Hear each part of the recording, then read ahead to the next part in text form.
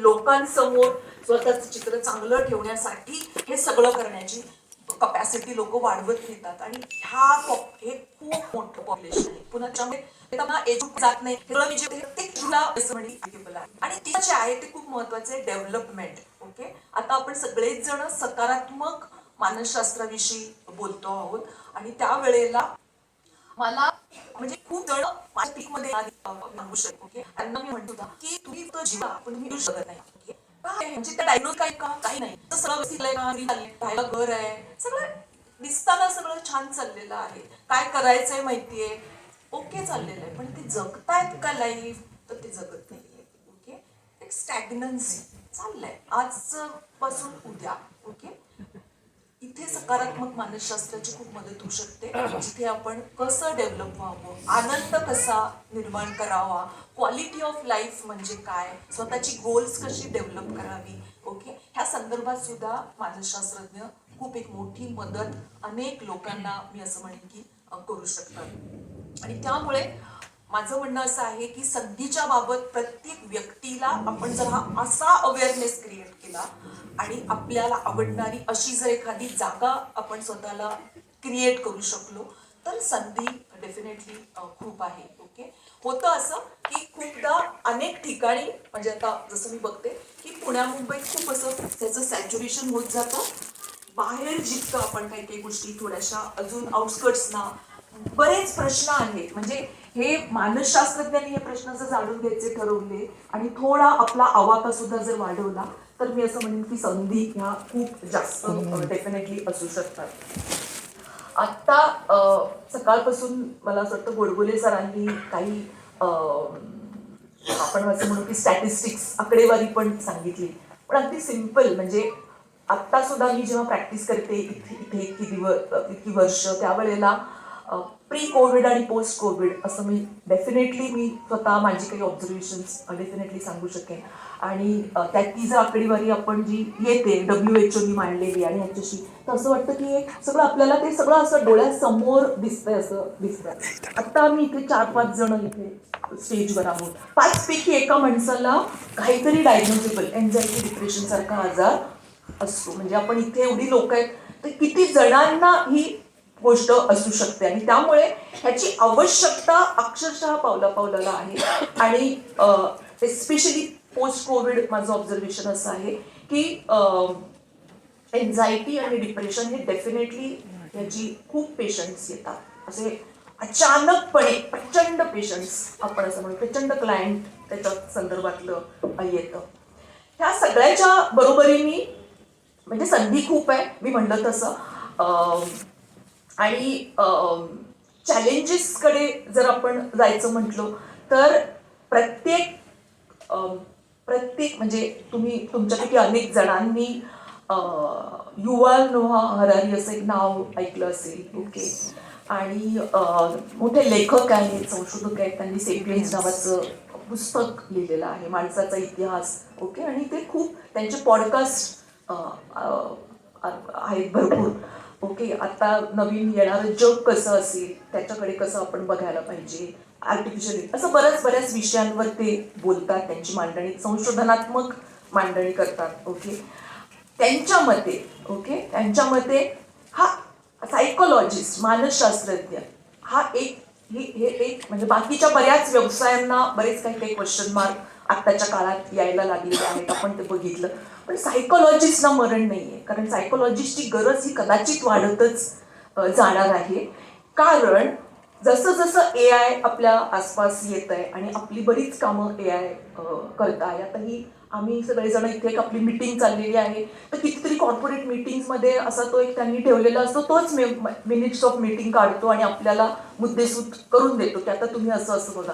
So basically AI जसं जसं कामं करायला लागेल, काय गरज येईल तर माणसाला स्वतःला शोधण्याची गरज येईल की मी आता काय वेगळं करू शकतो.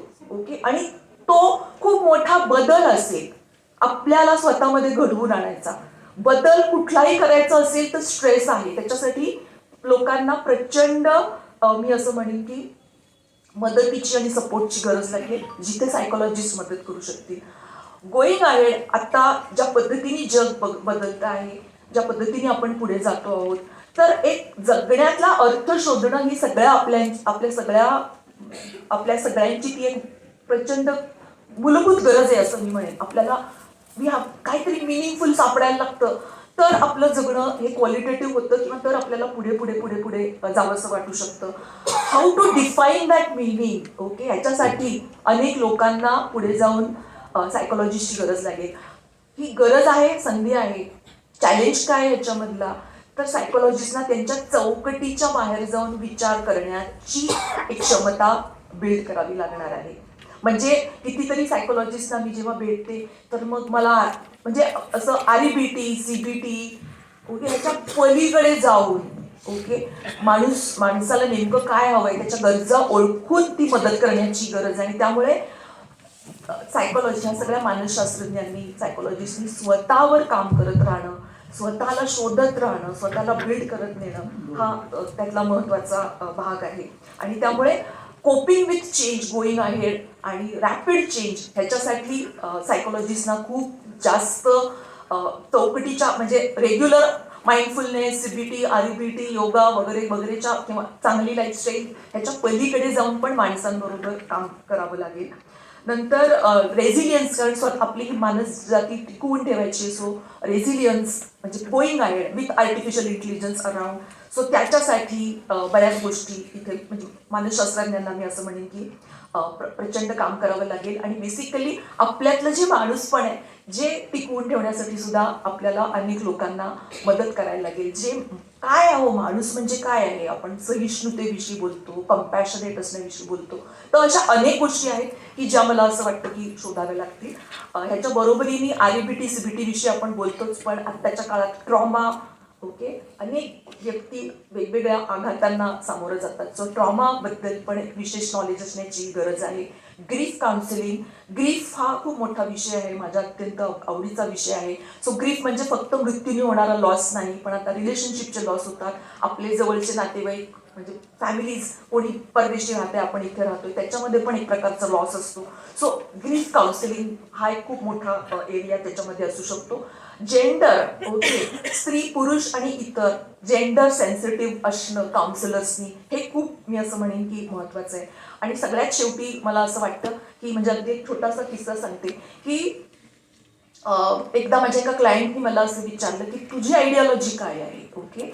सो आयडियोलॉजी ही means to say political ideology, okay. So या सगळ्या ह्याच्यामध्ये हे जे इन्फ्लुएन्सेस होत आहेत, ओके, आपल्या सगळ्या म्हणजे YouTube ह्याच्या म्हणजे आपल्यावर एक नकळतपणे आसपास असं काहीतरी आहे की ज्याचा आपल्या विचार करण्यावर, आपल्या बिलीफ सिस्टीमवर जो परिणाम होतोय. सो तुमची स्वतःची विचार क्षमता ह्याच्यामध्ये टिकवून ठेवण्यासाठी सुद्धा मानसशास्त्रज्ञांना गोईंग अहेड प्रयत्न करावे लागतील.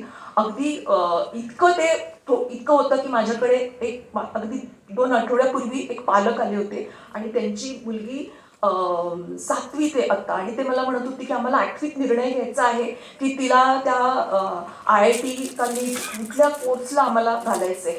हे का होते, कारण त्यांना इन्फ्लुएन्स केलं गेलेलं आहे. ह्याच्यामध्ये स्वतःची विचारक्षमता ते हरवून बसलेत, आणि त्याच्यामध्ये हे स्वतःचं विचारक्षमता टिकवून ठेवण्यासाठी सुद्धा मला असं वाटतं की स्वतःची बिलीफ सिस्टीम जपण्यासाठी, स्वतः विचार करत राहण्यासाठी सुद्धा मला असं वाटतं की सायकोलॉजिस्टना इथे काम करण्याची भरपूर संधी आहे.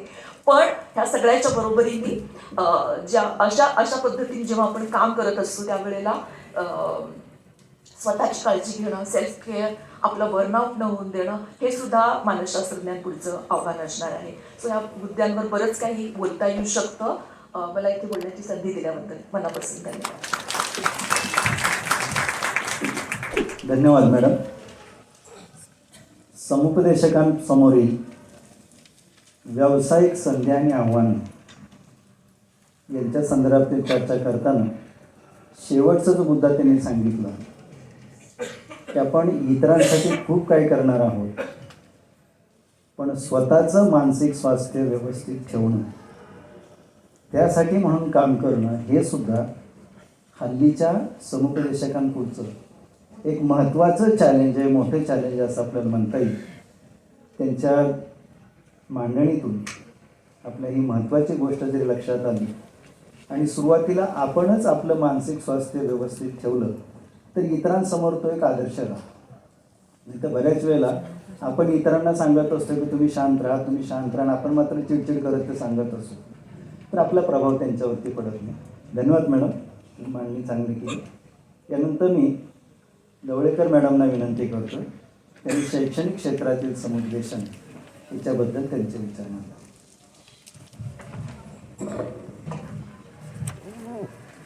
व्यासपीठावरचे सगळे मान्यवर, प्रेक्षागृहामध्ये उपस्थित असलेले सगळे ज्येष्ठ मानसज्ञ, सहकारी मानसज्ञ, काही विद्यार्थिनी आणि मानसशास्त्राच्या ओढीनी सगळे इथे जमलेले आपण सर्वजण, ज्ञानपीठाधीश वंदनीय कुसुमाग्रजांना वंदन करून सुरुवात करते. त्यांच्या भूमीमध्ये आपण आलेलो आहोत आणि त्यांच्या कवितेतलं एक कडवं मला आठवलं. शैक्षणिक मानसशास्त्र किंवा शैक्षणिक समुपदेशन ह्या दृष्टीने मांडावं असं जेव्हा ठरवलं तेव्हा कुसुमाग्रजांची एक अत्यंत सुंदर कविता आहे. त्या कवितेच्या ओळी अशा आहेत: प्रत्येक कळीला हक्क आहे फूल म्हणून जगण्याचा, मातीमधला वतन वारसा आभाळावर कोरण्याचा. अशा अनेक कलिका जेव्हा शालेय सगळ्या वातावरणामध्ये येतात तेव्हा त्यांना बोट धरून त्यांना अडचणी कमीत कमी येतील हे पाहण्यासाठी, त्यांच्या समस्यांवरती योग्य तो उतारा शोधण्यासाठी, पालक शिक्षक यांच्याबरोबर त्यांचा समन्वय घडवून आणण्यासाठी जी व्यक्ती काम करते ती समुपदेशक असते. आणि त्यामुळे त्या दृष्टीने थोडीशी मांडणी ही मी करण्याचा प्रयत्न करणार आहे. मांडणी करण्यापूर्वीच पुन्हा एकदा कृतज्ञता अशासाठी व्यक्त करते की ज्ञानप्रबोधिनीमध्ये 1993 पासून जो शालेय मानसशास्त्राचा पदव्युत्तर पदविका अभ्यासक्रम सुरू झाला तो सुरू करण्यामागे आत्ताचे अतिशय ज्येष्ठ, आपल्यापैकी अनेकांचे गुरु असलेले डॉक्टर मन पलसाने, डॉक्टर उत्तमराव भोईटे आणि डॉक्टर उषाताई खेरे अशा तिघांचा सहभाग होता. आणि खरोखरच त्यांच्या पुढाकारातून भारतामध्ये एकमेव असलेला काही काळ, दीर्घकाळ असा हा शालेय मानसशास्त्राचा पदव्युत्तर पदविका अभ्यासक्रम सुरू झाला. आणि आज हे सांगायला मला खूप छान वाटतं की असे आमचे जवळजवळ काहीशे विद्यार्थी हे वेगवेगळ्या भागांमध्ये महाराष्ट्राच्या आणि महाराष्ट्राबाहेर सुद्धा शालेय समुपदेशक म्हणून काम करत आहेत. ही एक महत्त्वाची संधी त्यांनी स्वतःसाठी निर्माण केलेली आहे. IQ ची संकल्पना आता बदललेली आहे, आपल्याला माहिती आहे. असं घडू शकतं की मी एखाद्याचा IQ तपासते तेव्हा माझ्या दृष्टीने ती व्यक्ती काय मॉडरेट इंटेलिजन्स आहे, अबव ॲव्हरेज आहे असं असू शकतं. आणि ती जर वेगळ्या क्षेत्रातली असेल आणि त्या क्षेत्रातला माझा इंटेलिजन्स तपासायचा म्हटला तर मी कदाचित बिलो ॲव्हरेज असू शकेन. त्याच्यामुळे आता IQ ही संकल्पना बाद झालेली आहे. आता आपण ॲबिलिटी क्वोशंटच्या संदर्भामध्ये बोलतो, त्या ॲबिलिटी स्पेक्ट्रमच्या भाषेमध्ये बोलतो. या सगळ्या भाषा आता समुपदेशकांना हळूहळू माहिती असायला पाहिजेत असं नक्की वाटतं. आपल्यापैकी अनेक जण आपण ज्या खुर्चीवर बसायला घाबरतो ती खुर्ची म्हणजे डेंटिस्टची खुर्ची असते. आणि मी समुपदेशकाला आवश्यक असलेलं वाक्य काय असलं पाहिजे आपल्या मनात असणारं, तर ते माझ्या डेंटिस्टच्या खुर्चीत बसल्यानंतर, मी ज्या डेंटिस्टकडे जाते त्याच्या खुर्चीत बसल्यानंतर समोर लावलेलं मला दिसलं आणि ते मला फार पटलं. म्हणून ते मी इथे सांगते की प्रत्येक समुपदेशकाच्या मनातला हा बिलीफ की everybody needs a helping hand, including the समुपदेशक हिमसेल्फ ऑर हरसेल्फ, हे आपल्याला जेव्हा पटतं तेव्हा आपण प्रत्यक्ष त्याची अंमलबजावणी करायला सुरुवात करतो. सकाळपासून आपण खूप गोष्टी ऐकल्या, कशा पद्धतीने वाफ कोंडलेली असते आणि तिला वाट मिळण्यासाठी काय काय घडत असतं, ती कशी चुकीच्या पद्धतीने वाफ बाहेर पडते. आता संजोगताईंनी पण खूप आपल्याला त्या बाबतीतली उदाहरणं सांगितली. मला असं वाटतं की समुपदेशकाची भूमिका, विशेषतः शालेय शिक्षणामध्ये काम करणाऱ्या समुपदेशकाची भूमिका ही प्रेशर कुकरला असलेल्या शिट्टीसारखी असते की ती शिट्टी ती वाफ बरोबर कोणालाही इजा न होऊ देता बाहेर काढण्याचं काम करते. आणि मग हे करण्यासाठी कोणत्या कोणत्या प्रकारची रोल्स आपण करू शकतो, म्हणजे यातल्या संधी कुठे कुठे आहेत. बऱ्याच वेळेला आपल्याला असं वाटतं की समुपदेशन याचा अर्थ वन ऑन वन आपण काहीतरी करतो आहोत, बोलतो आहोत आणि ते महत्त्वाचंच आहे. परंतु शालेय चौकटीमध्ये, शालेय वातावरणामधलं समुपदेशन हे इतकं बहुआयामी आहे, इतकं मल्टीडायमेन्शनल आहे की त्याच्याबद्दल सुद्धा बऱ्याच वेळेला आपल्याला कल्पना नसते आणि म्हणून आपण ते एक्सप्लोअर करून बघत नाही. शैक्षणिक समुपदेशनात काय काय येऊ शकतं, आपल्याला माहिती आहे की एक समजा आपण तिवई बघितली तर ती तिवई नीट उभी राहण्यासाठी 3 पाय लागतात. त्यातला एक पाय जरी मोडला तरी ती तिवई काही उभी राहणार नाही. मग हे 3 पाय जे आहेत ते म्हणजे एक शिक्षक, दुसरे पालक आणि तिसरा समुपदेशक किंवा प्रचोदक. प्रचोदक म्हणजे फॅसिलिटेटर. म्हणजे तो नुसता समुपदेशक ती व्यक्ती असेल असं नाही, तर ती फॅसिलिटेट करणारी, वेगवेगळ्या क्षमतांना पुढावा देणारी, त्या क्षमता किंवा कौशल्य वाढवणारी पण असू शकते. NEP मध्ये आता हे खूप स्पष्टपणे मांडलेलं आहे आणि त्याच्यामध्ये स्कूल अँबॅसेडर नावाची एक कल्पना आहे. आपल्याला सगळ्यांना माहिती आहे, ज्यांनी NEPचा अभ्यास केलेला आहे, आपण सर्वच जण आता तो करतोच आहोत. तर त्या स्कूल अँबॅसेडरनी ह्या सगळ्या भूमिका करण्याची अपेक्षा ती त्याच्यामध्ये व्यक्त केलेली आहे. अनेक प्रकारची कौशल्य असतात की जी मुलांना आपल्याला हळूहळू वेगवेगळ्या पद्धतीने शिकवावी लागतात. लाईफ स्किल्स हा त्याच्यातला एक महत्त्वाचा भाग आहे आणि त्याच्याही संदर्भातलं आता प्रशिक्षण हे शालेय स्तरावरती अनिवार्य केलेलं आहे. ते समुपदेशकांना करणं हे त्याच्या मानसशास्त्राचं ज्ञान आणि लाईफ स्किल्सचं ज्ञान ह्या दोन्हीचा अतिशय उत्तम संगम घडवून आणणारी अशी संधी आहे असं मला वाटतं. सरांनी मगाशी असं म्हटलं होतं की जेवण झाल्यानंतरचं सत्र आहे, त्याच्यामुळे थोडासा सन्नाटा क्यों है भाई असा प्रश्न मनात येऊ शकतो. तर एक छोटीशी ऍक्टिव्हिटी तुम्ही घ्याल का? आता घ्यायची का? समुपदेशक काय करू शकतात, फॅसिलिटेटर काय करू शकतात, त्याची एक छोटीशी आपण उजळणी करूया. छोटीशी ऍक्टिव्हिटी आहे. आम्ही मुलांसाठीही डिसिजन मेकिंगसाठी घेतो. निर्णय घ्यायचा असतो. निर्णय घेताना आपल्याला आडला पार असतं. इकडे विहीर म्हणजे इकडे आड तिकडे विहीर असतं. तर आता अशा मी तुम्हाला आड विहिरी सांगणार आहे आणि तुम्ही त्याच्यावरती ऍक्ट करायचं आहे. मी प्रत्येक वेळेला 2 शब्द बोलणार आहे. एक जोडी आहे शब्दांची आणि मी असं आणि असं करीन. म्हणजे इकडे एक शब्द असेल आणि इकडे एक शब्द असेल. तुम्हाला आपण कुठल्या शब्दाकडे जावं असं वाटतं ते त्वरित सांगायचं. अजिबात मध्ये वेळ घालवायचा नाही. 2 सेकंदात ठरवायचं की आपण ह्या शब्दाच्या बाजूने आहोत का ह्या शब्दाच्या बाजूने आहोत. माझा उजवा हात म्हणजे तुमचा डावा हात आहे आणि माझा डावा हात म्हणजे तुमचा उजवा हात आहे. करूया सुरुवात. Ice cream, pizza. आईस्क्रीम. कोणी कोणी पिझ्झा म्हटलं असं मला वाटतं क्षीण आवाजात. उन्हाळा, हिवाळा. सासर, माहेर. मन, बुद्धी. बुद्धी नाही बुद्धी. पैसा, प्रेम. काय आवाज क्षीण आहेत पण येत आहेत. चर्चा, भाषण. हे मला वाटतं सगळ्यांनी एकमुखाने सांगितलं. रडणे, हसणे. असं खूप चालेल पण आपल्याला सगळा वेळ त्याच्यात घालवायचा नाहीये.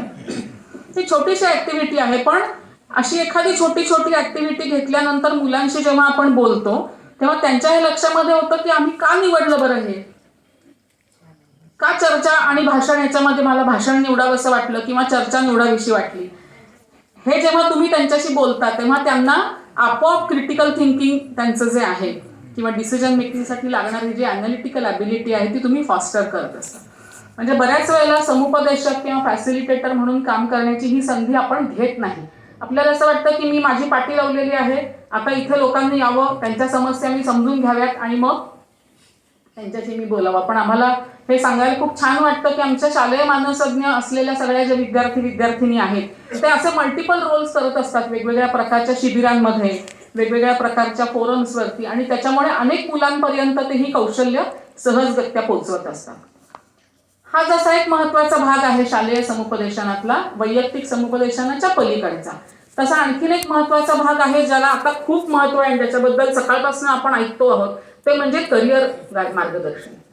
करिअर मार्गदर्शन ह्याच्या संदर्भामध्ये पेपरमध्ये ज्या जाहिराती येतात काउन्सिलर म्हणून त्या फार वेगळ्या आहेत आणि खरं करिअर मार्गदर्शन असं आहे की ज्याच्यामध्ये योग्य त्या शास्त्रीय पायावर आधारित अशा प्रकारच्या चाचण्या करून घेतल्यानंतर त्याच्याबद्दलच्या वेगवेगळ्या म्हणजे त्या व्यक्तीच्या क्षमतांचा जो काही एक पट आहे तो पट जेव्हा विद्यार्थ्याच्या समोर आपण मांडतो आणि मग त्यांना म्हणतो की ह्या क्षमता तुझ्यात आहेत, ह्या प्रकारची कौशल्य आहेत, ही क्षेत्र त्यासाठी अनुरूप आहेत, तुम्ही निवडायचं आहे आता की तुम्हाला काय करावं असं वाटतंय आणि त्याच्याबरोबरीने इतर काही पण डायमेन्शन्स आहेत.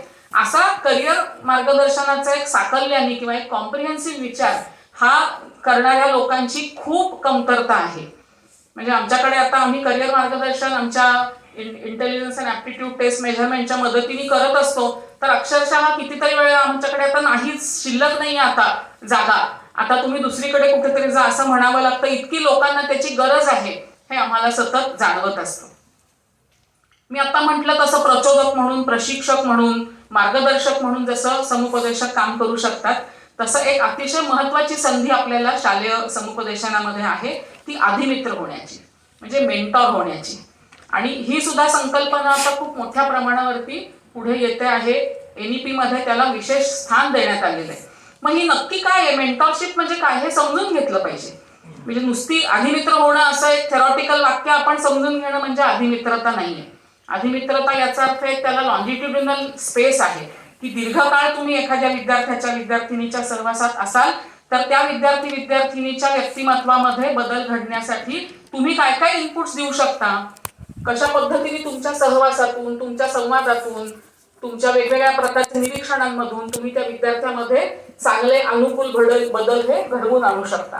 त्यामुळे आधिमित्रता करता येणं हा एक अतिशय महत्वाचा भाग आहे. आणि तो मला असं वाटतं की फक्त शालेय शिक्षणामध्ये नाही तर खरं तर PhD पर्यंतच्या शिक्षणामध्ये आधिमित्रतेची गरज असते, की एखादा PhD मार्गदर्शक सुद्धा आधिमित्र म्हणून जेव्हा त्याच्या विद्यार्थ्यांकडे लक्ष देतो किंवा देते, तेव्हा त्या विद्यार्थ्याला स्वतंत्र प्रज्ञेने संशोधन करण्याची क्षमता ही प्राप्त होते. तेव्हा अशा प्रकारे आधिमित्रता हा एक महत्वाचा भाग किंवा महत्वाची संधी समुपदेशकांना आहे असं मला वाटतं. आणखीन एक मुद्दा मला असं वाटतो की बऱ्याच वेळेला आपण अशा प्रकारचं काम करताना जाणीव जागृतीपर्यंत थांबतो. म्हणजे आम्ही जाऊन अमुक विषयावरती सांगितलं, बोललो, माहिती दिली, जाणीव जागृती झाली. पण जाणीव जागृती फक्त एक स्टिम्युलस आहे, एक सुरुवात आहे. जाणीव जागृतीपासून वर्तन बदलापर्यंत, बिहेवियर चेंज पर्यंतची साखळी जोडता येणं आणि ती जोडण्यासाठी काय काय आपल्याला माहिती असलं पाहिजे, कोणत्या कोणत्या प्रकारची कौशल्य आपल्याला समुपदेशक म्हणून आत्मसात करता आली पाहिजे, ही शिकत राहणं ही पण खूप महत्वाची गरज आहे असं मला वाटतं. शालेय समुपदेशक किंवा शालेय क्षेत्रातलं समुपदेशन करताना पुन्हा शालेय मानसशास्त्राचा आमचा जो काही एक महत्वाचा पाया आम्ही मानतो तो मनोमापनाचा आहे. आणि मनोमापनाच्या बाबतीमध्येही बऱ्याच वेळेला आपले थोडे मी असं म्हणेन की कॉग्निटिव्ह बायसेस असतात, पॉझिटिव्ह बायसेस असतात, निगेटिव्ह बायसेस पण असतात, की काय त्याची गरज आहे किंवा असं हे एवढं केल्याशिवाय पुढे जायचंच नाही. तसे दोन्ही टोकांची आपल्याला उदाहरणं त्याच्यात दिसतात. पण मनोमापन हे अत्यंत आवश्यक कौशल्य आहे आणि ते इतकं साधं सोपं नाही. आणि मला हे खरंच सांगायला असं वाटतं की किती कठोर असलं पाहिजे मनोमापन करताना, याचे आम्ही सगळ्यांनी आमच्या मार्गदर्शकांकडनं वेगवेगळ्या प्रकारचे धडे घेतलेले आहेत. म्हणजे एखादी बुद्धिमत्ता चाचणी जर मुलांना द्यायची असेल तर ती किती अचूकतेने दिली पाहिजे आणि तशी दिली नाही तर त्या मुलांवर त्याचा काय परिणाम होऊ शकतो, यासाठी 15 वेळा तुम्ही ती रिहर्सल करा, 25 वेळा रिहर्सल करा, तरच तुम्ही वर्गात उभं राहून ती चाचणी दिली पाहिजे. नुसती दिली पाहिजे असं नाही, तर त्याचं गुणांकन कसं केलं जातं, त्याचं अर्थान्वेषण कसं केलं जातं, इथपर्यंत तुम्ही जेव्हा ते सगळं व्यवस्थित पूर्ण करता तेव्हा तुम्ही उत्तम पद्धतीने मनोमापन करू शकता. एक उदाहरण फक्त सांगते की मनोमापन उत्तम केल्यामुळे बदल पण घडू शकतो. आता गेल्या वर्षात आपण बऱ्याच पद्धती असतं आम्ही बुद्धिमापन केलं. तसंच पेंच अभयारण्य जे आहे त्या अभयारण्यातल्या तिथल्या जवळपासच्या मध्य प्रदेश आणि महाराष्ट्रातल्या काही शाळांमधल्या मुलांसाठी आम्ही मनोमापन केलं. आणि हे मनोमापन केल्यावर असं लक्षात आलं की त्याच्यातली जवळजवळ 30% मुलं ही सर्वसाधारण किंवा सर्वसाधारणपेक्षा जास्त बुद्धिमत्तेची आहे. आता हे मनोमापन जर केलं नसतं त्यांच्या शाळांमध्ये तर ज्या मुलांना पुढे माहिती नाही त्यांचं भविष्य कसं असेल ते, त्यांचं केवळ आता ह्या क्षमता लक्षात आल्यामुळे त्या संस्था त्यांच्यासाठी काही नवीन दारं उघडू शकतील. तर मला असं वाटतं की आपली सामाजिक जबाबदारी म्हणून सुद्धा अशा प्रकारे वंचित गटांपर्यंत पोहोचून मनोमापन करणं, त्याच्यातली तज्ञता मिळवणं हे खूप गरजेचं आवश्यक आहे. एआयच्या बाबतीमध्ये आपण सतत ऐकत असतो की AI येणार आणि हे रिप्लेस होणार, AI येणार आणि ते रिप्लेस होणार. मला असं वाटतं आमचे जे अध्यक्ष आहेत माननीय विवेकजी सावंत याच्याविषयी फार सुंदर टिप्पणी करतात आणि आमच्यापर्यंत पोहोचवतात. परवा आमची AGM झाली, त्याच्यात त्यांनी फार सुंदर वाक्य सांगितलं, ते मी मुद्दाम इथे उद्धृत करते. ते असं म्हणाले की AI निर्मिती करतो पण माणूस नवनिर्मिती करतो. त्यामुळे AI फक्त आहे ते गोळा करेल आणि देईल, पण माणसाला त्याच्यावर प्रक्रिया करण्याची संधी आहे. ती संधी कशी आपण मुलांपर्यंत पोहोचवू शकतो, मग मुलांची क्रिएटिव्हिटी आपण वाढवू शकतो का, या वेगवेगळ्या प्रकारचे विचार कौशल्य आपण त्यांच्यात वाढवू शकतो का, हे नक्की आपल्याला बघता येईल. 3 मुद्दे मला वाटतात आव्हानांच्या बाबतीमध्ये, तेवढे मांडून मी थांबते. पहिला मुद्दा त्याच्यातला आहे की समुपदेशक म्हणून काम करताना आपल्याला सतत नवीन नवीन नवीन गोष्टी शिकत राहायला पाहिजे. अडॉप्टॅबिलिटी आणि लर्नेबिलिटी ही अतिशय महत्वाची आहे. परिस्थितीवर स्वार होणं महत्वाचं आहे. जसं कोविड आलं, आपल्याला कुणालाच माहिती नव्हतं कोविडच्या संदर्भात हे सगळं घडल्यानंतर काय येणार आहे आणि त्याला आपण कसं सामोरं जायचं समुपदेशक म्हणून. मग अनेकांनी ऑनलाईन मास्टर क्लासेस घेतले, अनेकांनी वेगवेगळ्या प्रकारचे एक्सपेरिमेंटेशन्स केली आणि मोठ्या प्रमाणावरती मानसज्ञांनी कोविडच्या बाबतीतला लोकांच्या मनातला भीतीचा गंड कमी करण्यासाठी निश्चित मदत केलेली. आपल्याला आधी माहिती नव्हतं पण आपण शिकलो. तर असं परिस्थिती काय येते आहे त्याप्रमाणे त्याच्यावर स्वार आपल्याला कसं होता येईल हे एक आव्हान आपल्या पुढे आहे. लर्नेबिलिटी आहे, म्हणजे नवीन शिकत राहण्याचं आव्हान आहे. आणि तिसरं महत्वाचं आता मी म्हटलं तर इनोव्हेशनचं आव्हान आहे. वर्षानुवर्ष आपण त्याच चाचण्या वापरणार का, वर्षानुवर्ष आपण त्याच मेथड्स वापरणार का, आपण वेगळं काय करू शकतो, आपल्या अनुभवातून आपण काय शिकलेलो आहोत त्याचं आपण एक प्रकारे कशा पद्धतीने सिंथेसिस करू शकतो, असं सगळं आपण त्याच्यामध्ये करणं हे महत्वाचं मला वाटतं. समुपदेशकांची भूमिका शालेय स्तरावरच जर आपण उत्तम पद्धतीने समुपदेशन सेवा करू शकतो, वेगवेगळ्या स्थानामध्ये आपण अभ्यासक्रम करू शकतो, पेमेंटची संधी आहे आणि महत्त्वाचं म्हणजे आग विझवायची आणि रोप वाढवायचं. ह्या 2 भूमिका आपल्या समुपदेशक म्हणून शालेय स्तरावरती महत्वाच्या आहेत.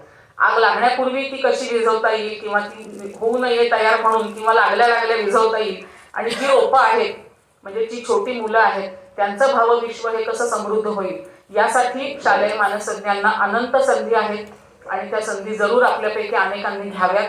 त्यासाठी एज्युकेशन सायकोलॉजीत MA झालं तर उत्तमच आहे, पण मी स्वतः क्लिनिकल सायकोलॉजी करून एज्युकेशन सायकोलॉजीमध्ये पूर्ण माझं काम केलेलं आहे. त्यामुळे ही व्हर्सॅटिलिटी किंवा ही फ्लेक्झिबिलिटी आपण निश्चित दाखवू शकतो. आपल्यापैकी अनेक जणांना असं करण्याची इच्छा असेल, त्यासाठी सर्वांना मनपूर्वक शुभेच्छा.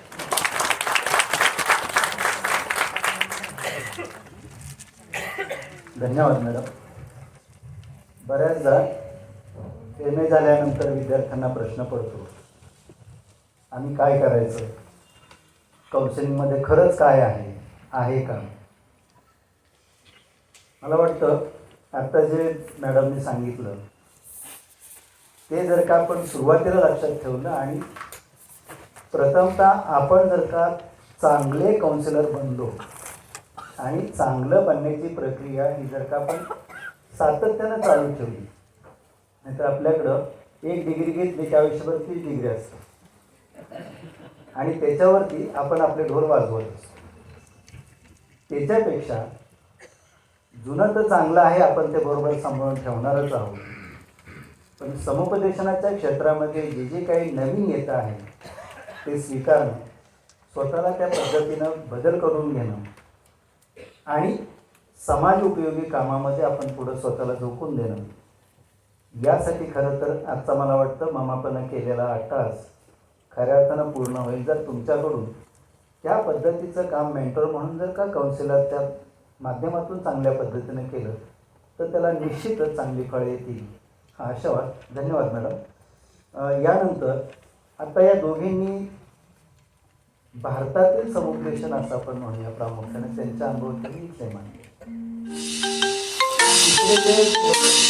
येणारे आदरणीय प्राचार्य दरेकर सर हे मागच्या काही महिन्यामध्ये कॅनडाला जाऊन आले. खरं तर रिटायर्ड झाल्यानंतर आम्ही ट्रिपला जातो, पण ती एज्युकेशनल ट्रिप आपली अजिबात नसते, तर आपली कल्चरल टूर असते किंवा स्पिरिच्युअल टूर असते. पण दरेकर सरांचं वेगळं पण मला थोडंसं त्यामध्ये भावलं की तिथं ते गेल्यानंतर त्यांच्या मनात हा प्रश्न आला की आपण इथंही थोड्याशा शैक्षणिक संस्थांना भेटी देऊ, मानसशास्त्र विभागांना भेटी देऊ, तिथं काय वेगळं चालू आहे, आपल्याला काय घेऊन जाता येईल, त्या दृष्टीनं त्यांनी तिथं काही संस्थांना भेटी दिल्या. त्याच्यामध्ये त्यांना जे सापडलं ते तुमच्यासमोर शेअर करणारे मी दरेकर सरांना विनंती करतो. त्यांनी त्यांचं मनोगत 15 मिनिटं तेवढ्यात त्यांनी मांडावं.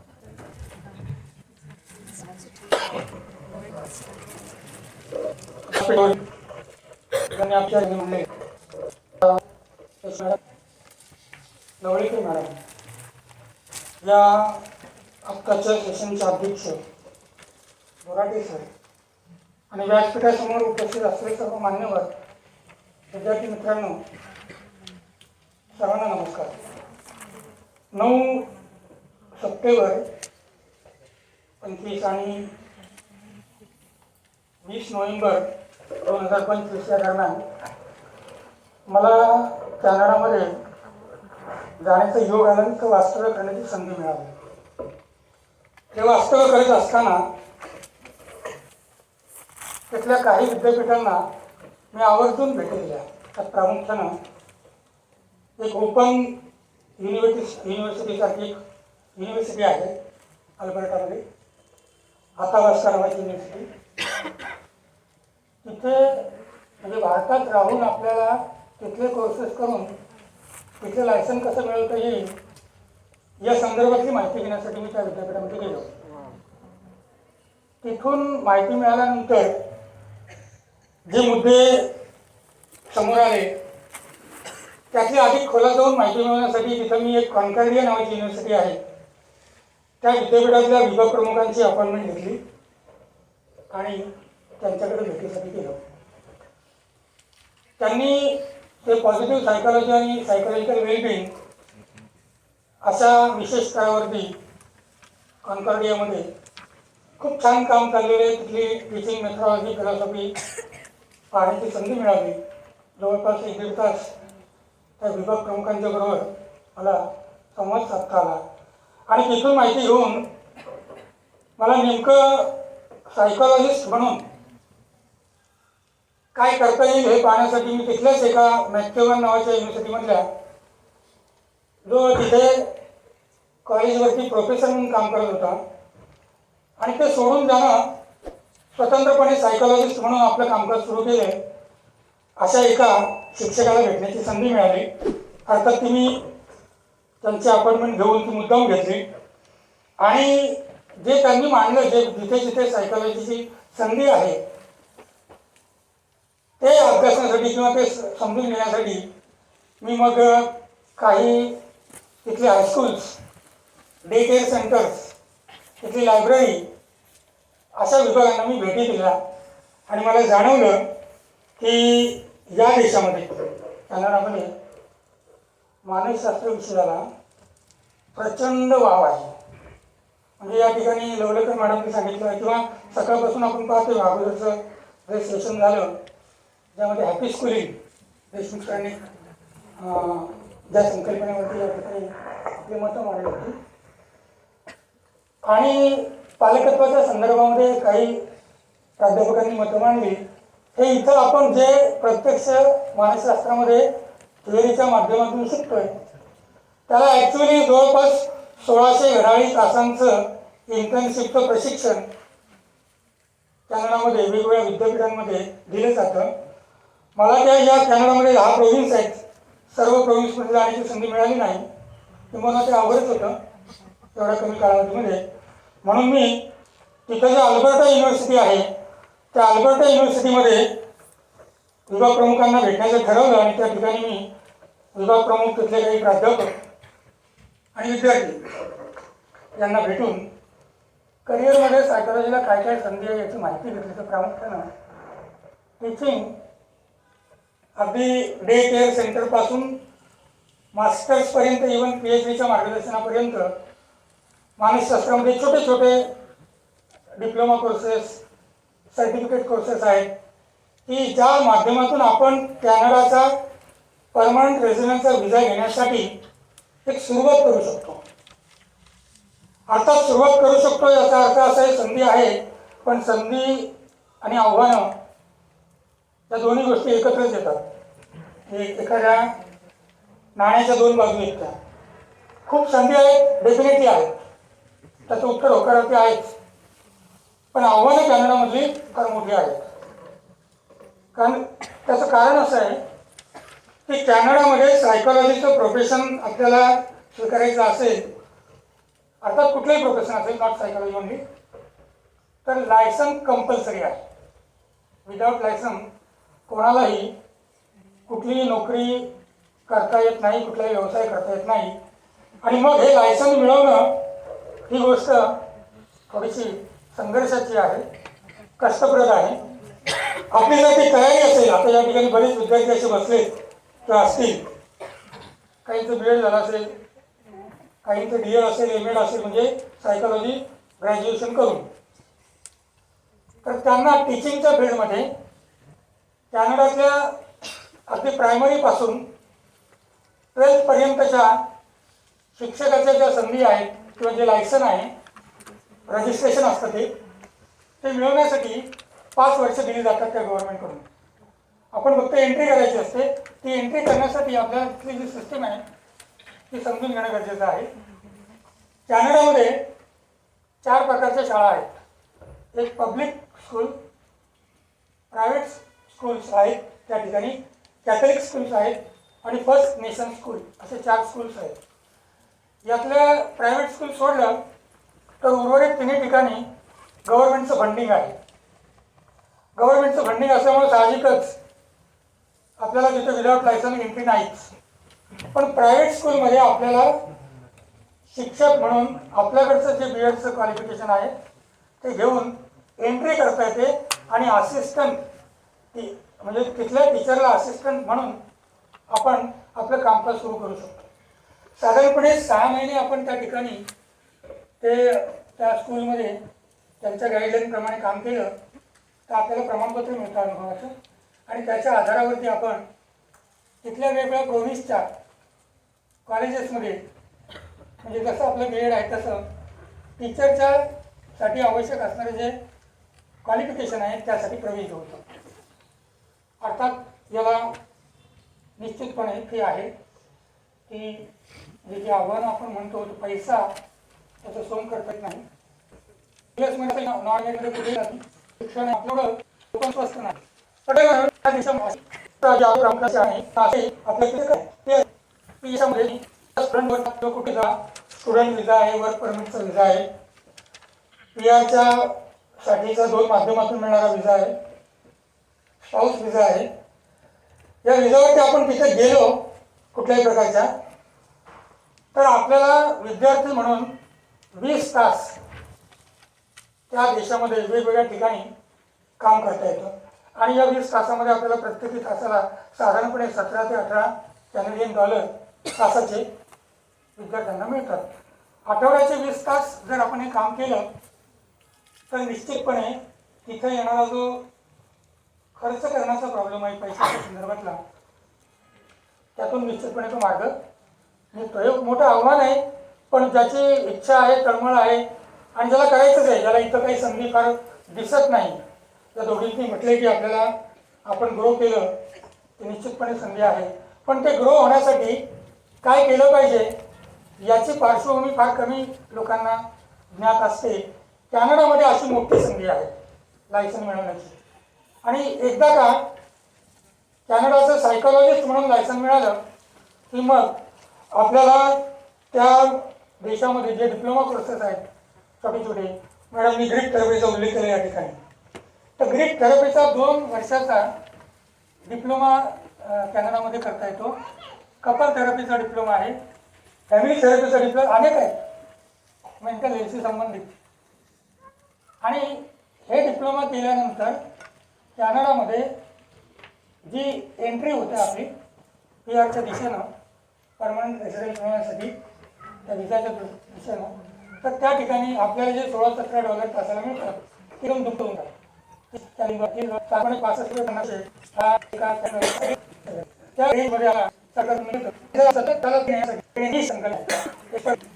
सगळ्या विषयांमध्ये ती मिळवण्यासाठी आपण सातत्याने जर प्रयत्न करत राहिलो तर हे जे $30 आहेत, $35 आहेत, त्याचा रेशो वाढत जातो.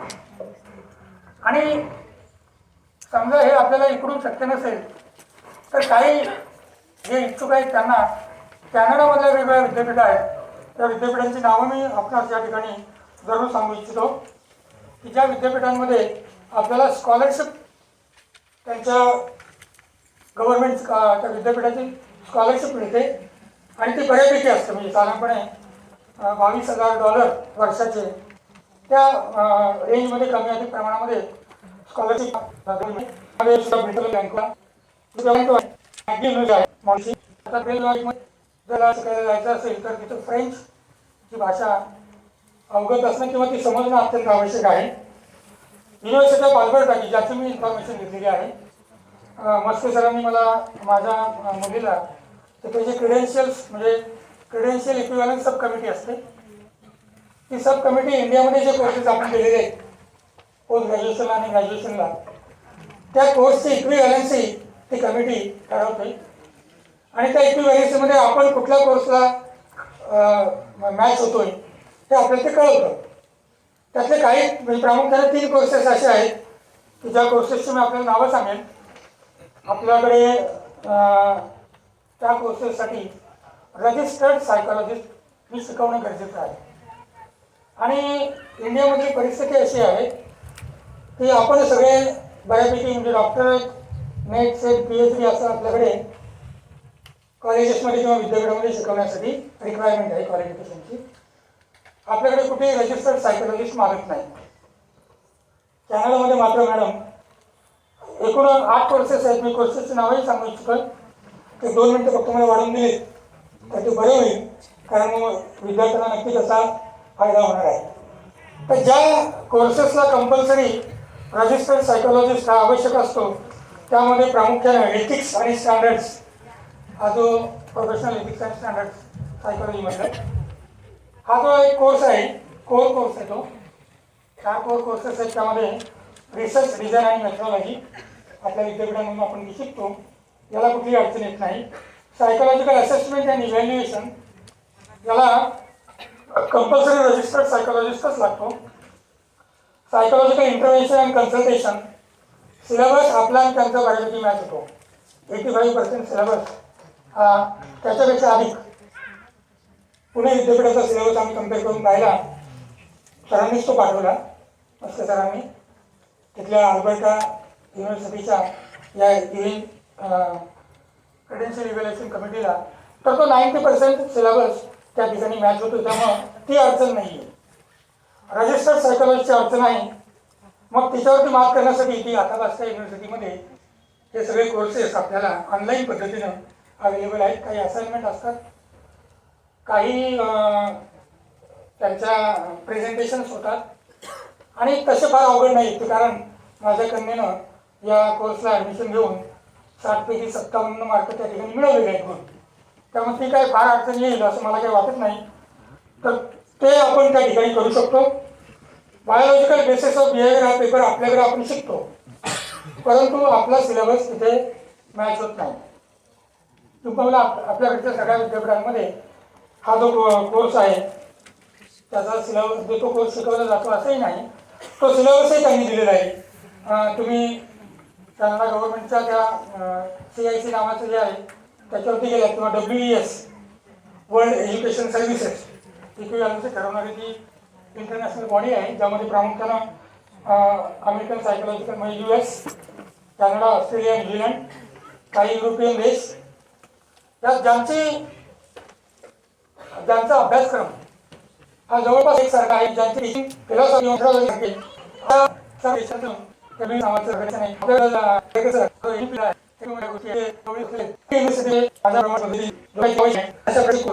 शिकवले जातात.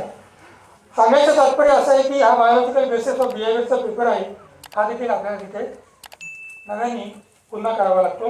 बाकी उरलेले जे पेपर आहेत cognitive objective basis of behaviour, तर आपल्याकडचं learning, motivation, learning, memory, motivation, emotion हे जे पेपर्स आहेत ना त्यामध्ये हा सगळा सिलेबस कव्हर होतो त्यांचा. नंतर सोशल बेसिस ऑफ बिहेवियर आपल्याला BLS हा सिलेबस कव्हर झालेला आहे. आणि सायकोलॉजी ऑफ द इंडिव्हिज्युअल जे आपण ॲबनॉर्मल सायकोलॉजी, डेव्हलपमेंटल सायकोलॉजी हे कोर्सेस शिकतो तो हा सिलेबस आहे. तर हे 4 जे सबस्टॅन्शिव्ह कोर्सेस आहेत या कोर्सेसला आपल्याला तितकीशी अडचण येत नाही. हे कोर्सेस आपण पूर्ण केल्यानंतर प्रोफाईलला सगळं आपण हे टाकलं की मग ती इव्हॅल्युएशन कमिटी आपल्या सगळ्या क्रेडिटचं इव्हॅल्युएशन करते. साधारणपणे 48 घड्याळी तासांचा एक कोर्स या ठिकाणी असतो, ज्याचे 3 क्रेडिट्स पकडले जातात. आणि अशा प्रकारे विशिष्ट क्रेडिट्स आपण पूर्ण केले की कॉलेज आणि युनिव्हर्सिटीमध्ये शिकवण्यासाठीचं लायसन्स हे आपल्याला मिळतं. निश्चितपणे आव्हानात्मक आहे, पण अवघड नाही. अवघड काय माझी आज्ञा सगळ्या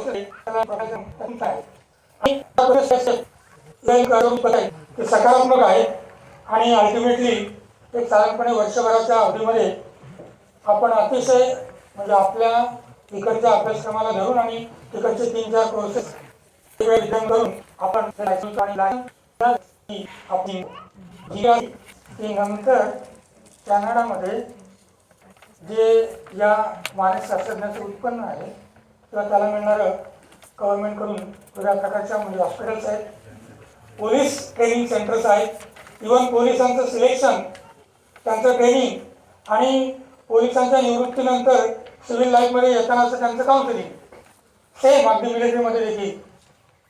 मिलिटरी असेल, पोलीस असेल, ॲडमिनिस्ट्रेशन असेल, टीचिंग अगदी प्रायमरी म्हणजे हेल्थ केअरच्या हॉस्पिटल्समधल्या संधींबरोबरच टीचिंगमध्ये अगदी छोटे छोटे सुरुवातीला एंट्री म्हणून आपण जे सर्टिफिकेट कोर्स केलेले आहेत तिथपासून ते मास्टर्स आपला विषय पद्धतीनं करून मिळू शकतो. त्यासाठी पाथवे पाथवे. तिसरा आहे APA आणि CPA म्हणजे American psychological association approved, Canada psychological association approved doctoral program, master program असा एक पाथवे आहे. आणि मी अल्बर्टामधून माहिती घेतली, बाकीच्या प्रोव्हिन्समध्ये देखील अशीच तरतूद आहे, पण थोडाफार प्रोव्हिन्स टू प्रोव्हिन्स फरक आहे, युनिव्हर्सिटी टू युनिव्हर्सिटी थोडासा फरक आहे. पण एका प्रोव्हिन्समध्ये आपण लायसन्स मिळवलं की कॅनडाच्या 10ही प्रोव्हिन्समध्ये फक्त ट्रान्सफरची प्रोसेस पूर्ण करावी लागते. ती पूर्ण केली की आपण पूर्ण या देशामध्ये संपूर्ण प्रोव्हिन्समध्ये म्हणजे 10 या राज्यांमध्ये आपण उत्तम प्रकारे करू शकतो.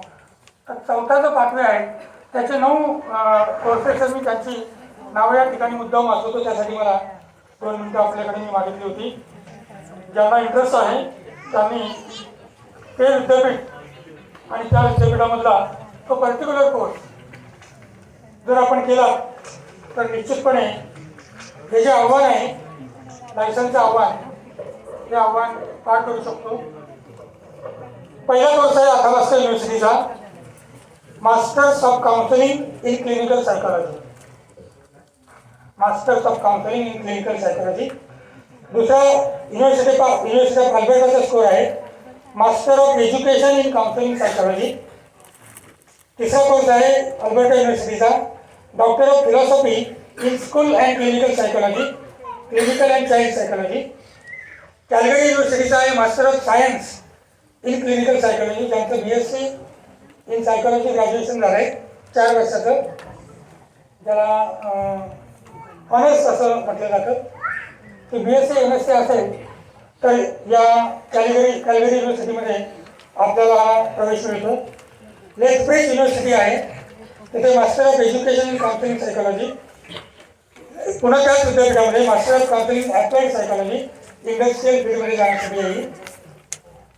नंतर कॅलगरी युनिव्हर्सिटीमध्ये आहे master of education in school and applied child psychology. आणि शेवटचं आहे कॅलगरी युनिव्हर्सिटीमध्ये master of science in counselling psychology. हे जे 9 कोर्सेस आहेत, या हे कोर्सेस केल्यानंतर आपल्याला कुठल्याही प्रकारची इंटर्नशिप करावी लागत नाही. अन्यथा हे नसतील तर आणि आपण इंडियामधून जाणार असेल तर आपल्याला प्रोव्हिजनल तात्पुरत्या स्वरूपाचं टेम्पररी लायसन्स मिळतं. आणि ते कन्फर्म होण्यासाठी 1600 घड्याळी तासांचं जे प्रोग्राम आहे किंवा जे आपण त्याला इंटर्नशिप आहे ती करावी लागते. ही करत असताना आपल्याला तासाला $40 ते $45 कॅनडा गव्हर्नमेंटकडून मिळतात. साधारणपणे तुम्ही ठरवलं दररोज 8 तास, तर या पद्धतीने 6 ते 8 महिने हे 1600 घड्याळी तास पूर्ण करण्यासाठी जातात. आणि त्याच्यानंतर एक छोटी इन्फॉर्मेशन असते की ही क्रॅकमध्ये येत नाही ते आपल्याला